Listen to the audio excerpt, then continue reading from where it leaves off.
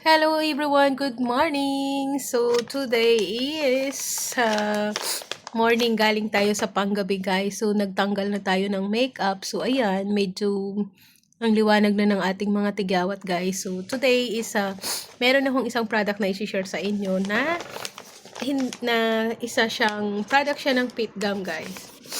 Isa siyang collagen tea coffee. So ang alam natin ng collagen guys, pagka lagi kang puyat, so mabilis kang tumanda, charot.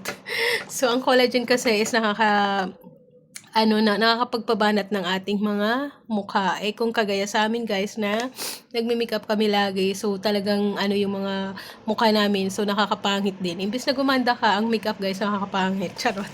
Joke lang.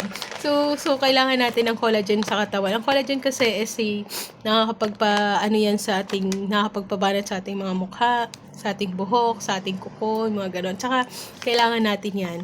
So, anyway guys, ano ko pa lang to na ginagamit, iniinom. So, siguro mga 2 days.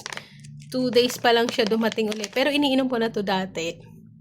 And then, i-share ko lang sa inyo kasi parang maganda siya para sa akin. So, ngayon kasi galing ako pang gabi. So, hindi talaga ako, I'm not a coffee lover guys. But, sinubukan ko lang to kasi nakita ko collagen. Alam nyo na, pag collagen, since na nagkakaedad na tayo, so kailangan natin ng collagen. Kasi, pag tayo nagkakaedad na bumababa yung collagen level ng katawan natin. So, nandun yung tinatamad tayo, mahina yung ating mga buto-buto, charot.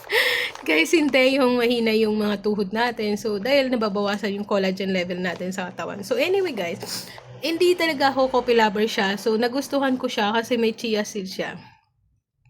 So, ang chia seed kasi is maganda rin. Parang, hindi ko kasi ito mainom ng puro lang. So, itrinay ko siya dahil coffee naman siya. At saka, ang sarap niya. Masarap siya. Puno to eh.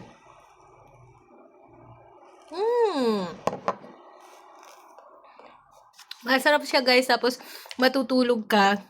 Unlike yung ibang kape na pagkapanggabi ka, hindi ka makakatulog. Pero ito guys, kahit ako panggabi, tapos pagtapos ko ng almusal, iniinom ko siya.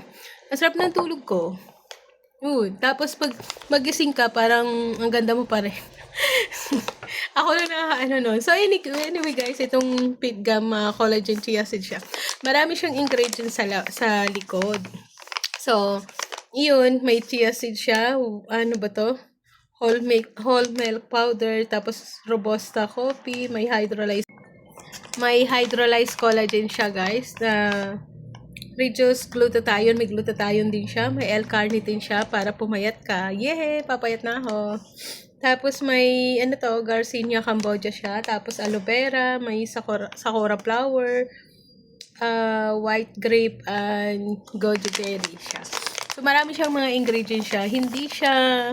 Ako talaga hindi nagkakape kasi nga, nag-take ako meron akong maintenance kasi dahil nagkaroon ako ng anxiety, depression. So, tumataas yung dugo ko. So, I'm not a coffee lover guys, but, sabi naman ng cardiologist ko is wala namang bawal, pwede ka magkape. Pero since nung nagkaroon kasi ako ng anxiety, parang naging worse sa akin yung umiinom ako ng kape pag nagpapanggabi ako kasi gusto ko hindi ako aantukin sa mesa. Tapos parang nung nagkaroon ako ng anxiety depression, parang pakiramdam ko, pag ako nagkakape, lalo akong kinakabahan. Kaya mula noon, tinigil ko yung pagkakape ko kahit ako'y panggabi. So, today, na-discover ko tong Pit Gum Collagen Chia Coffee siya. Ang sarap siya. So, nagustuhan ko siya kasi pag iniinom ko siya ng after night shift ko, tapos umauwi ako pag iniinom ko siya para kagaya nito, tapos matutulog na ako, ang sarap ng tulog ko, tapos paggising ko, parang blooming ako agad. Hindi guys, ang collagen kasi nakaka-blooming talaga. So yun, parang hindi ka mukhang stress.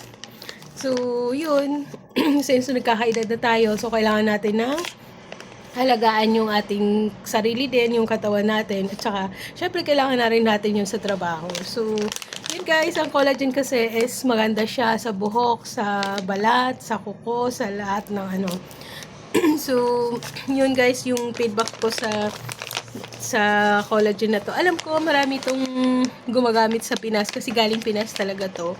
At binibili ko lang siya dito kasi nagustuhan ko siya. Nagustuhan ko yung product na to kasi masarap siya. Tsaka madami siyang chia seed.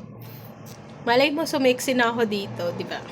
Pero matagal ko na itong iniinom, hindi, pagka nawawalan lang kasi ako ng stock, siyempre, malayo ang pag-order nito sa Pinas, so, yun, natitigil. Pero pag meron ulit, umiinom ako ulit siya. Masarap siya.